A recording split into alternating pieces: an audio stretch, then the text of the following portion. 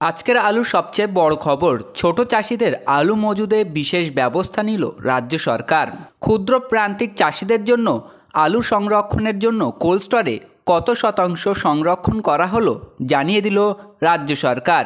জানাবো বিস্তারিত খবরে, তাই ভিডিওটি শেষ পর্যন্ত দেখতে থাকুন। আলুর সমস্ত রকম খবর জানাবো এই ভিডিওতে, তো চলুন জেনে নেওয়া যাক বিস্তারিত খবর। 1 মার্চ থেকে হিমঘরগুলি খোলে। প্রতিবারই কত এলাকা ছোট ও প্রান্তিক চাষিদের জন্য সংরক্ষিত থাকবে তা স্থির করে দেয় রাজ্য। হিমঘরে ছোট এবং প্রান্তিক চাষিদের আলু মজুত রাখার বা সংরক্ষিত রাখার এলাকা পরিধি 10% বাড়ানোর সিদ্ধান্ত নিল রাজ্য সরকার। সম্প্রতি একটি আদেশনামায় তা জানিয়েছে কৃষি বিপণন দপ্তরকে। প্রশাসনের অন্দরের বক্তব্য, যেখানে হিমঘরের সংখ্যা কম সেখানে আলু রাখতে সমস্যায় পড়েন ছোট ও প্রান্তিক কৃষকরা। এই ব্যবস্থা তাদের সুবিধা হবে। 1 মার্চ থেকে হিমঘরগুলি খোলে।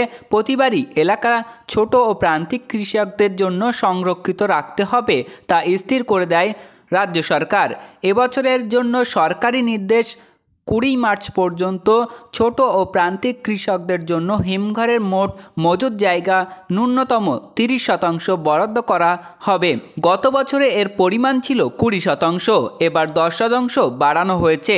একই সঙ্গে বলা হয়েছে এবার মাথাপিছু 70 বস্তা বা 35 কুইন্টাল হিমঘরে মজুদ রাখতে পারবেন কৃষক। গত বছর এই সীমা ছিল মাথাপিছু 50 বস্তা। দক্ষিণবঙ্গের হুগলি, বর্ধমান, মেদিনীপুর জেলার হিমঘরগুলির সংখ্যা বেশি, ফলে উৎপাদন বেশি হলেও সেখানে সমস্যা থাকে না। কিন্তু উত্তরবঙ্গে হিমঘর কম, উৎপাদন বেশি হলে সেখানে ছোট ও প্রান্তিক কৃষকদের কিছুটা সমস্যা হয়। সরকারের নির্দেশ 20 মার্চ পর্যন্ত সংশ্লিষ্টদের জন্য একটি সুবিধা চালু রাখতেই হবে। তার মধ্যে যে কৃষক প্রথমে এসে আলু রাখতে চাইবেন তাকে সেই সুযোগ দিতে হবে। ওই সময়ের মধ্যে হিমঘরের নির্ধারিত 30% জায়গা না ভরলে অবশ্য সরকারের দায়িত্ব থাকবে না। কৃষি বিশেষজ্ঞদের একাংশ জানাচ্ছেন, একটি বছরের অন্তর আলুর উৎপাদন বেশি হয়। গত বছর 127 লক্ষ টন আলু উৎপাদিত হয়েছিল। এই বছর তা মনে করা হচ্ছে আলুর উৎপাদন বেশি হবে। সূত্র জানাচ্ছে, গোটা বিষয়টিতে নিবিড় নজর রাখার দায়িত্ব জেলা শাসকদের দেওয়া হয়েছে। এতদিন রাজ্যে আলু রাখার জন্য 496টি হিমঘর ছিল, যাতে 81 লক্ষ টনের বেশি আলু রাখা যেত।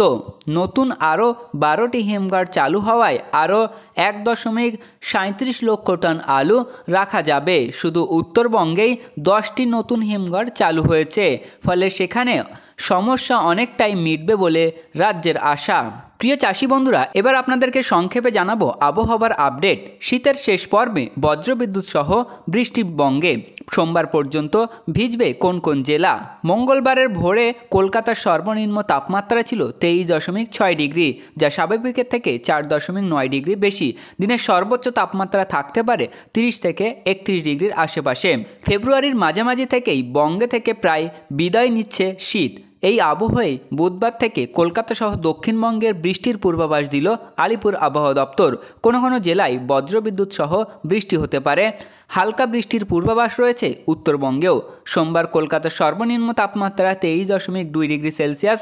সেই তুলনায় মঙ্গলবারের সর্বনিম্ন তাপমাত্রা সামান্য বেড়েছে। মঙ্গলের ভোরে কলকাতার সর্বনিম্ন তাপমাত্রা ছিল 23.6 ডিগ্রি, যা স্বাভাবিকের থেকে প্রায় 4.9 ডিগ্রি বেশি। দিনের সর্বোচ্চ তাপমাত্রা থাকতে পারে 30 থেকে 31 ডিগ্রির আশেপাশে। বুধবার বজ্রবিদ্যুৎ সহ বৃষ্টির সতর্কতা জারি করা হয়েছে কলকাতা, হাওড়া, হুগলি, উত্তর দক্ষিণ 24 পরগনা, পূর্ব মেদিনীপুর, পশ্চিম মেদিনীপুর এবং বাঁকুড়ায়। বুধবারের জন্য এই জেলাগুলিতে হলুদ সতর্কতা জারি করা হয়েছে।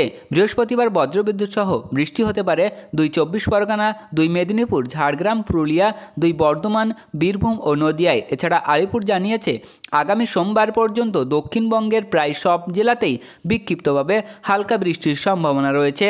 তবে আগামী 5 দিনে রাজ্যের কোথাও সর্বনিম্ন তাপমাত্রার বিশেষ হেরফের হওয়ার সম্ভাবনা নেই। আলিপুর আবহাওয়া দপ্তর জানিয়েছে, মঙ্গলবার নতুন করে একটি পশ্চিমী ঝঞ্ঝা আসতে চলেছে। সেই কারণে বৃষ্টির অনুকূল পরিস্থিতি তৈরি হচ্ছে দক্ষিণবঙ্গে। হালকা বৃষ্টির সম্ভাবনা রয়েছে উত্তরবঙ্গের জেলাগুলিতেও। মঙ্গলবার দার্জিলিং এবং কালিম্পংয়ে বৃষ্টি হতে পারে। দার্জিলিংয়ে হালকা তুষারপাতের সম্ভাবনা রয়েছে। বুধবার থেকে জলপাইগুড়ি, কোচবিহার সহ উত্তরের বাকি জেলাগুলিতে হালকা বৃষ্টির সম্ভাবনা রয়েছে।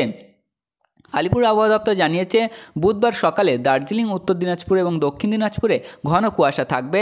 ওই জেলাগুলিতে কুয়াশার কারণে দৃশ্যমানতা 50 মিটারে নেমে যেতে পারে। তো বন্ধুরা, এই ছিল আজকের আলুর গুরুত্বপূর্ণ খবর। পরবর্তী এ ধরনের গুরুত্বপূর্ণ খবরগুলি পেতে আমাদের চ্যানেলটিকে সাবস্ক্রাইব করুন, পাশে থাকা ঘন্টাটি বাজিয়ে রাখুন।